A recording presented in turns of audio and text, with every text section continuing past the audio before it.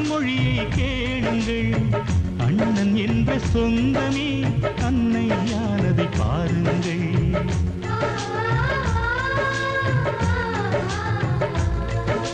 சிலுவைகளை நீ சுமந்து மாலைகள் எமக்கு சூட்டினாய். சிறகடிக்கும் பறவைக்கெல்லாம் வானத்தைப் போல மாறினாய். விழியோடு நீ குடையாவதா?